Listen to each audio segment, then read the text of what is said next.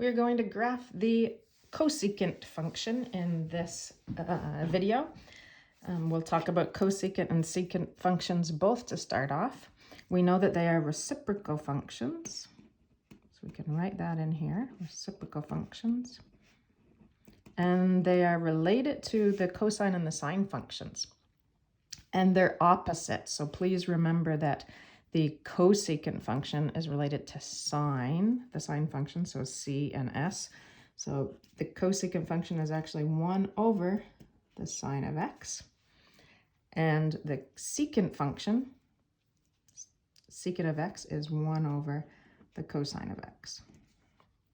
All right, and what I mean by opposite is this one starts with c, this one starts with s, this one starts with s, this one starts with c. All right, just a little trick to help you remember it. So let's look at cosecant function. Here we've got a grid where we have actually graphed the sine function from 0 to 2 pi in light gray in behind the graph so that we can kind of compare it and see why it's related. All right, so thinking of the unit circle, here we have our x coordinates that will go on this graph. And these are values that are radian unit measures of angles around the unit circle. So if x is 0, if the angle is 0, so on the unit circle to the right-hand side, the y equals sine x, so y equals sine 0. Okay, so when radian measure of 0, what is the sine? That is 0.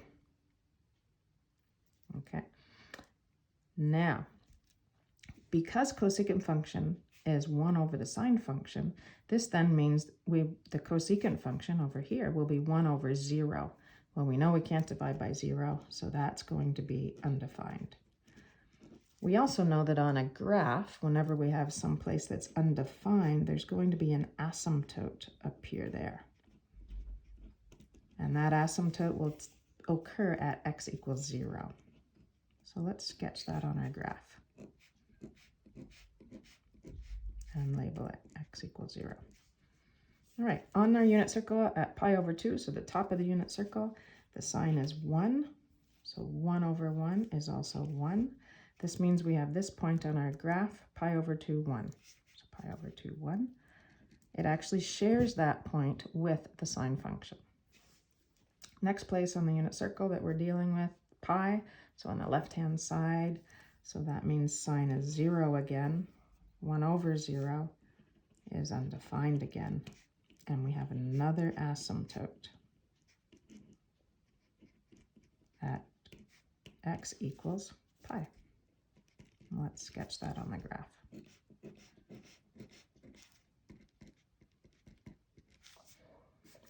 On the unit circle, 3 pi over 2, so at the bottom, sine is -1.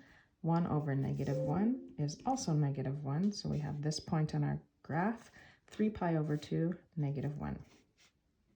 And it shares that point with the sine function as well.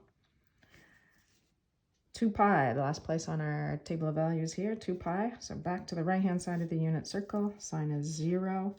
1 over 0 is undefined again, so another asymptote. And that asymptote is at x equals 2 pi. Let's sketch it in.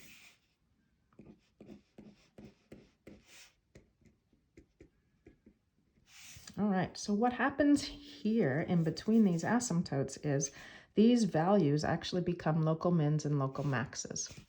All right, so we have here a local minimum. So this curve does this, and these curves approach the asymptotes, never cross it, never touch it.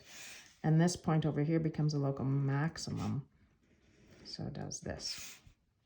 Okay, so if we think about our 5 points, our 5 key points that we need to remember, so 5 key things to remember, let's say, instead of points, 5 key things to remember. Remember, we've had 5 key things to remember for y equals sine x, 5 key things to remember for y equals cosine x, 5 key things to remember for y equals tangent x and cotangent x.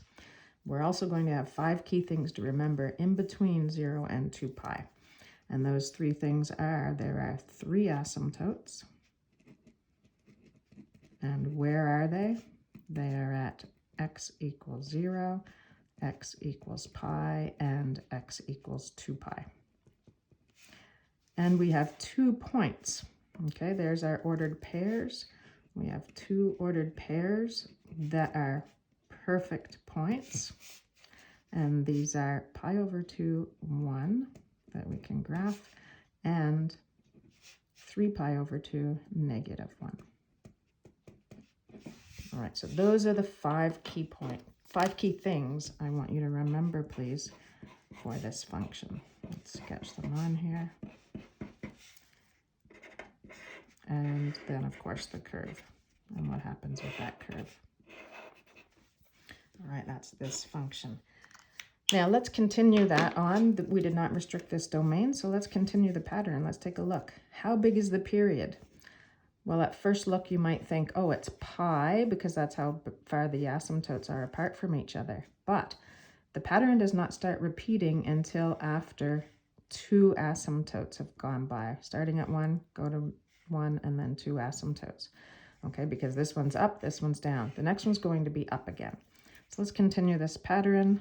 This value, this would also be a point in our graph, and we would come up like this, just like this part right here. This would also be a value on this graph, and we would come down like this.